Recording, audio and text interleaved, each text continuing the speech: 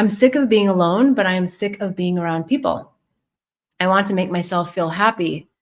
Gut health is my issue. Well, that's so interesting because as I was answering the previous question, gut health came up and I didn't quite get to it. And so I'm so glad that I love how the energies work and sort of get us tuned in, because gut health is something that so impacts our mood.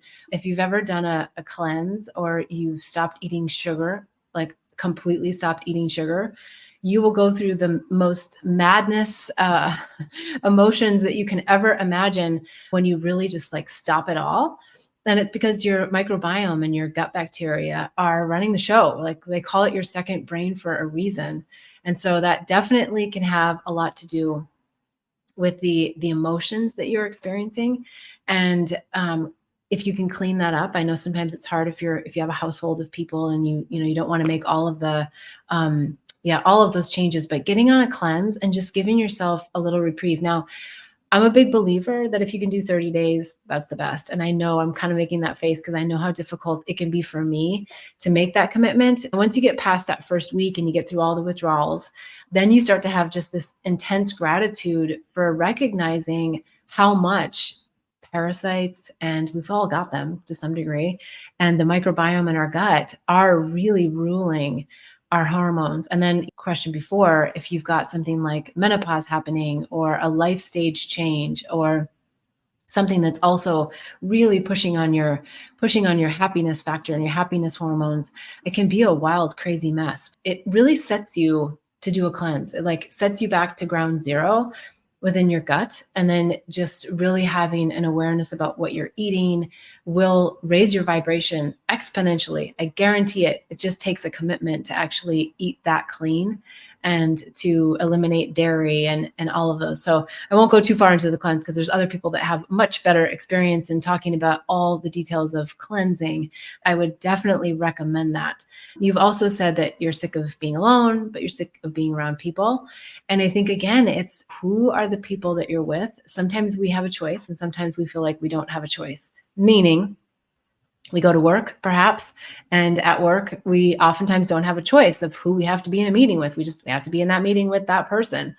And that's where we have to get in there and shift the mindset, shift how we're viewing our interactions with people, how we're allowing them to trigger us. What is the role I play? Why is this person so triggering to me? Why do I not want to be around them? And identifying, because we know, let's just go to Psychology 101, that everyone's a mirror for us.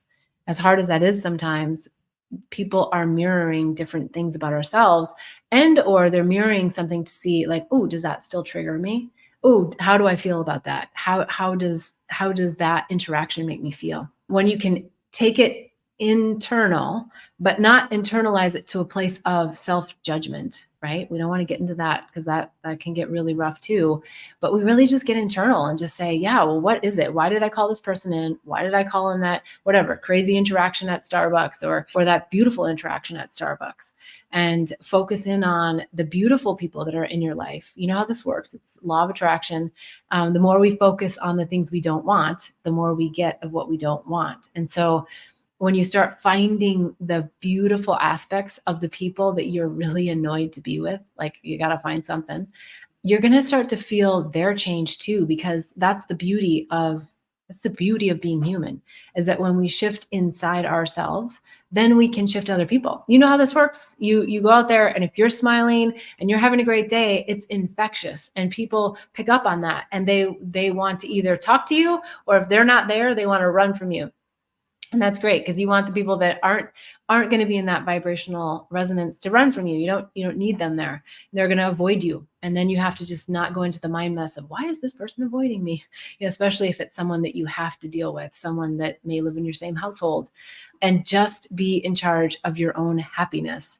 And then use discernment of, hey, who else is at a similar level? I want to spend more time with them and less time with the others, and getting out of this idea of any obligation that you think you might have to spend time with someone that you don't resonate with. Just really, we have to get into this place of, and in some cases, very nicely, we tell them, I'm not up for hanging out with you today for X, Y, and Z reason. And coming from a loving place, right? Like, I'm just not in the best place. And so I feel like it's for the betterment of our relationship to just not be in community or communion with each other today. And the more you speak your truth and the more you start to find those things that make you happy about other people, I think you're going to see the shift and the change of who you attract and who starts to fall away in your life. Each week, I am so excited that you're here with me. I love having you on live. I also love having you on replay, and I would love to know what your state of the heart is, because here on the show, we get to the heart of the matter. So if you go to bethbell.me, you'll be able to fill out the state of the heart assessment. You'll get some great tips and tools and the following emails, and there's a plethora of resources on the website.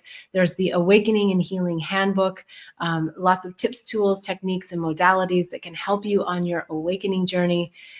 Many other handbooks. You can always schedule a one-on-one session with me as well on the website, bethbell.me. I'm wishing you bliss and love until we meet again next week at 11:11 on Sundays. Namaste.